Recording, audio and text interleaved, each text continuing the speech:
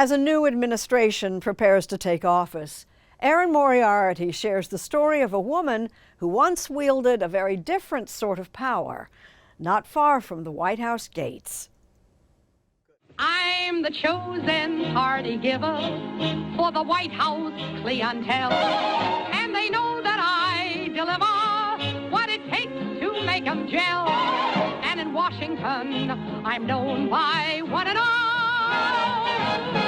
as the hostess with the mostest on the ball. In Call Me Madam, the 1953 movie version of Irving Berlin's hit musical, it was no secret that Ethel Merman was channeling a real person, a wealthy widow by the name of Perle Mesta.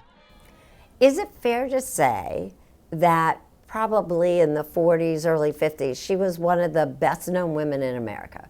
I was astonished. There were 4,000 or 5,000 newspaper stories about her a year. Astonishing, says writer Meryl Gordon, because Perle Mesta was known mainly as a hostess who gave dazzling parties in the nation's capital, mixing power brokers from both sides of the political aisle with Hollywood and Broadway stars and even members of the Supreme Court. Perle became friends with a lot of the Supreme Court justices, so she's dancing with William O. Douglas. In the 1940s and 50s, Gordon says, Perle Mesta was a woman who knew everyone, and it's the title of her new book. She made herself very popular. She bought her way into society in Washington, didn't she? She did, but she was also smart about it. Perle figured out how to make friends with the right people. I'm having a couple senators over. Maybe you'd like to join us? She was born Pearl Skirvin. Her father, an oil man and real estate developer, made and lost several fortunes in Oklahoma. She moved to Pittsburgh after marrying George Mesta, a steel magnate. And when he died in 1925, he left Pearl, then in her mid-30s, a fortune that today would be worth more than $260 million.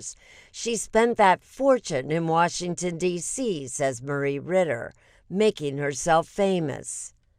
She was known as the social queen of Washington, I guess. How old were you the first time you went to a Perle Mesta party? 20.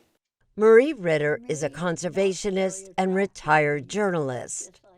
She invited me to a party because she wanted press coverage. No other reason, not because she thought I was charming or anything, no. It was the press badge she cared about. And why? Why did she want reporters there? She wanted to be known, come on.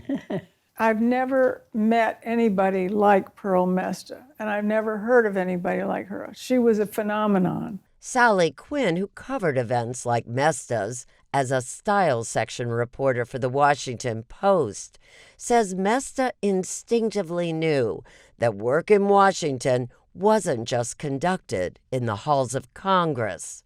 When you sit next to somebody at dinner, you know that if you've been trying to get them on the phone, if they're at the White House or the journalist, you're trying to get them on the phone, you can't.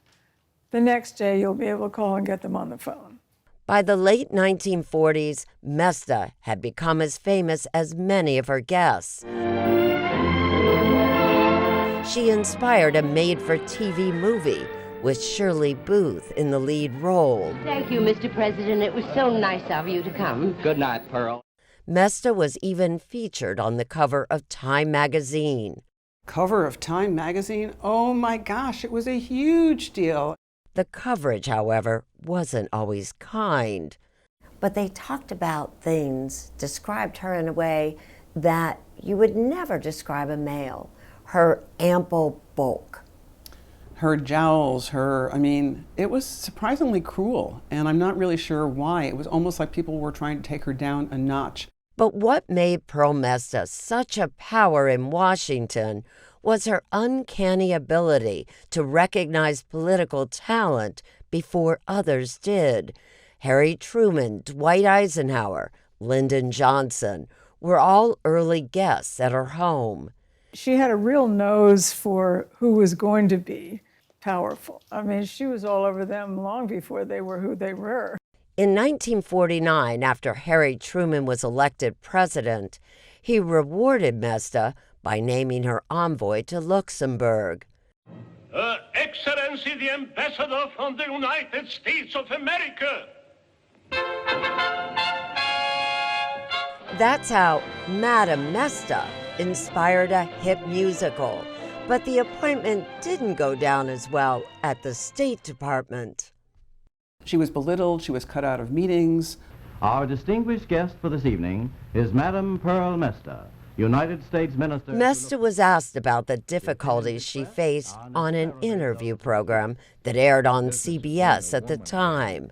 Have you found being a woman a handicap in performing your ministerial duties? To a certain extent, it's a handicap because we have to prove ourselves, and we have to prove that we can do a job. I think maybe we have to work just a little bit harder than the men do. Still, Mesta thrived in the post, continuing to give parties, including a monthly event for American GIs based in Europe.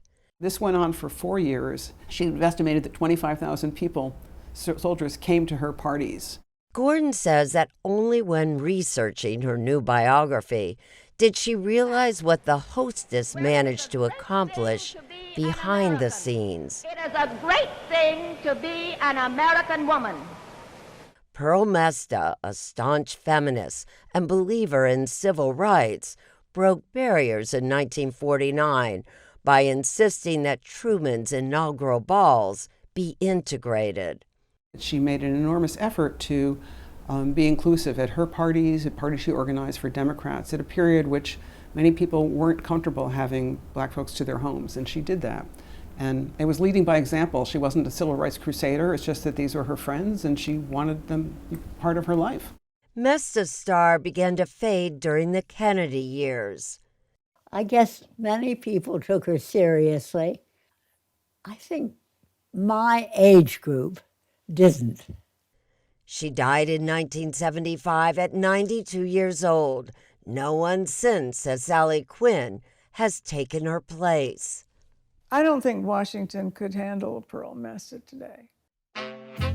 Quinn doubts that in the current environment, anyone could pull off what Perle Mesta once did so brilliantly, getting Democrats and Republicans to sit down at a dinner table and see eye to eye. Are we missing out on something, not having that? Oh, terribly. It's just awful. It's awful that people can't get together and talk.